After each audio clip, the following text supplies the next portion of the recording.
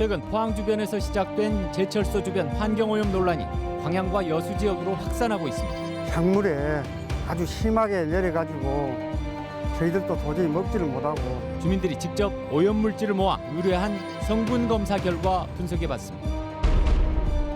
여수 지역의 대형 분양형 호텔들에서 잇따라 잡음이 불거져 나오고 있습니다. 자료에 대한 근거도 없이 일방적인 부분으로 통보만 하고 약속한 수익률이 제대로 지급되지 않고 있기 때문입니다.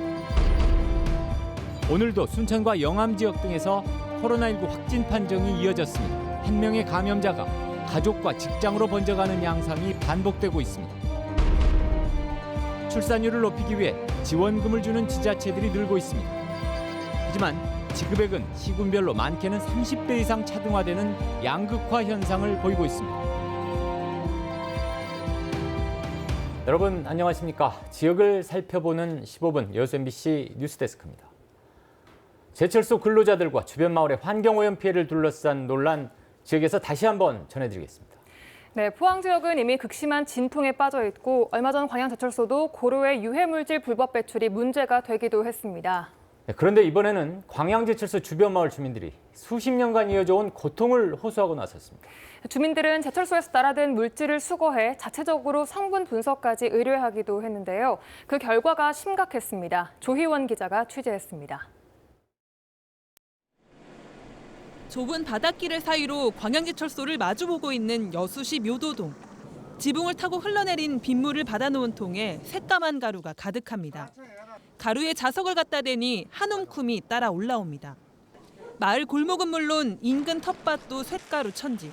주민들은 광양제철소가 생긴 이래 수십 년째 나타나는 현상이라고 말합니다.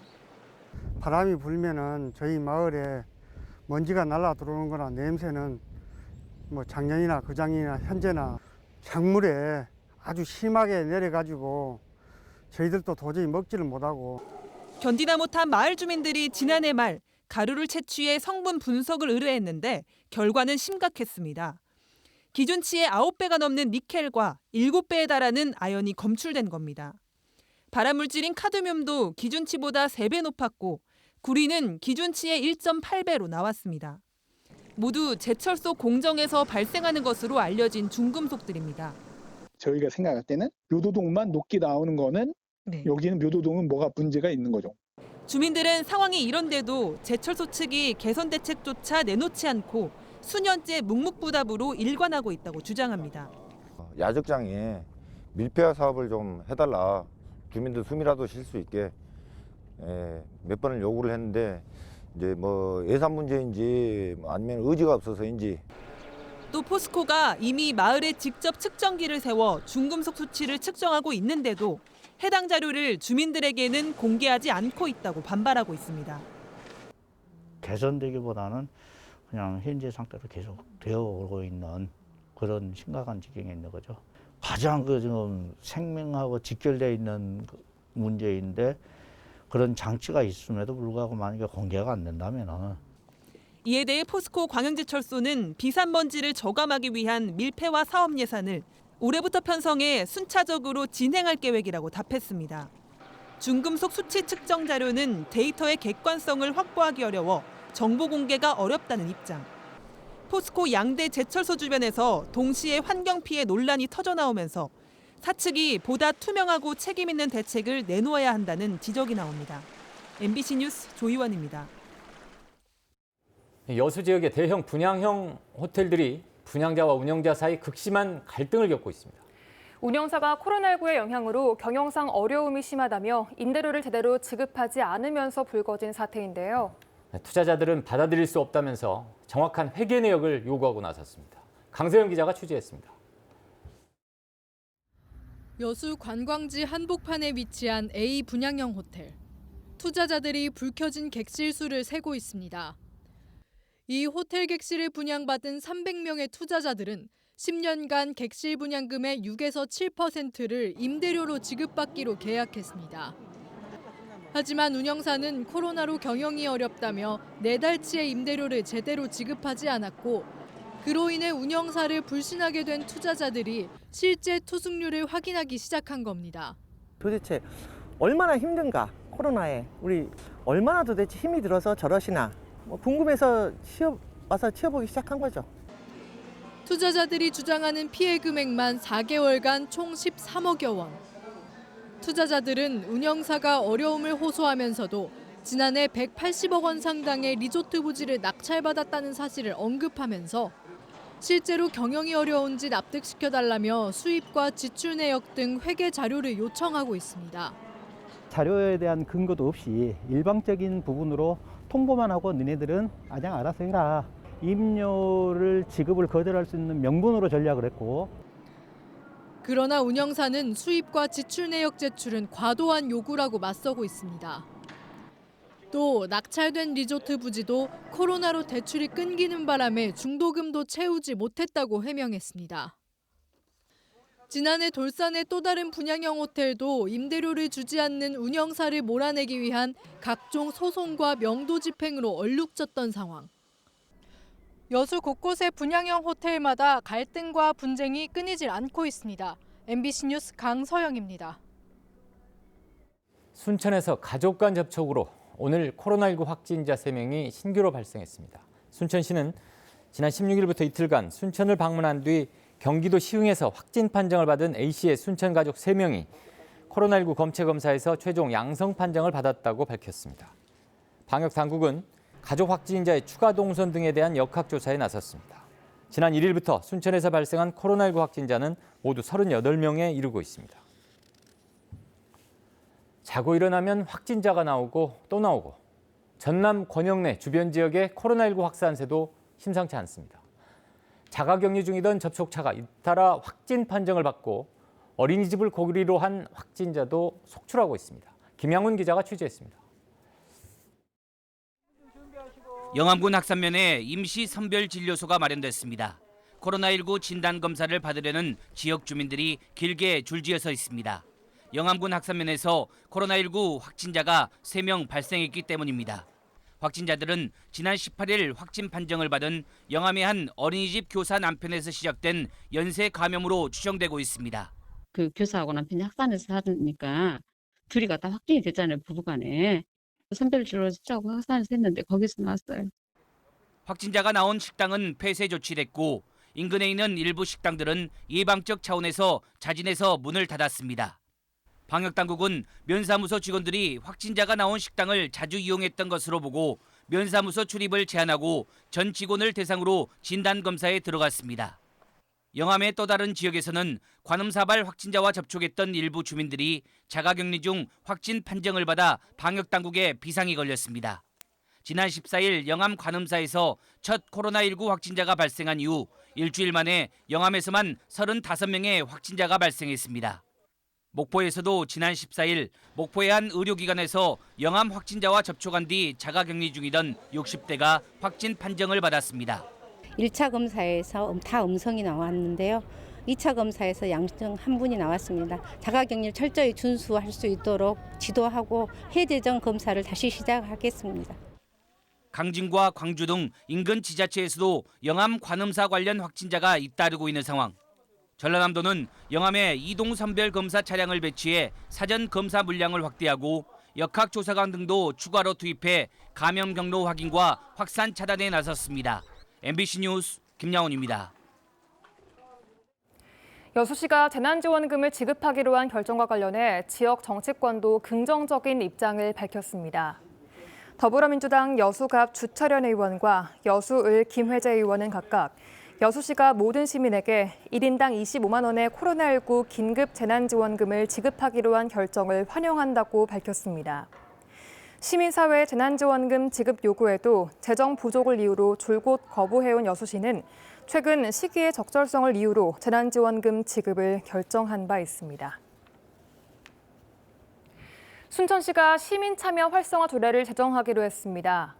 순천시는 시민의 삶과 직결된 현안들을 해결하고 시민 참여를 활성화하기 위해 순천시 시민참여 활성화 조례 제정을 추진하기로 했습니다.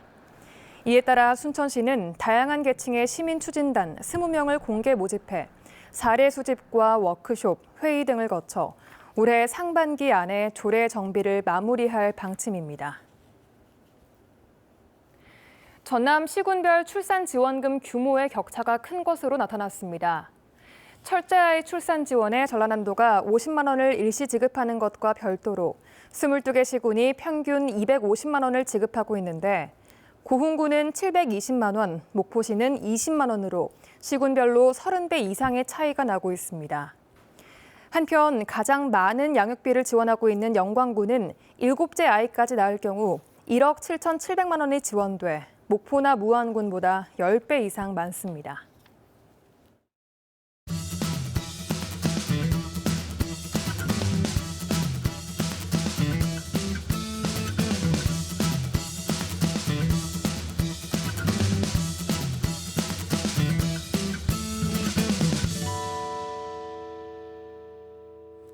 전라남도와 고흥군이 차세대 드론 산업 육성 계획을 마련하고 오는 2030년까지 3단계로 나누어 사업비 8,077억 원을 투입하기로 했습니다.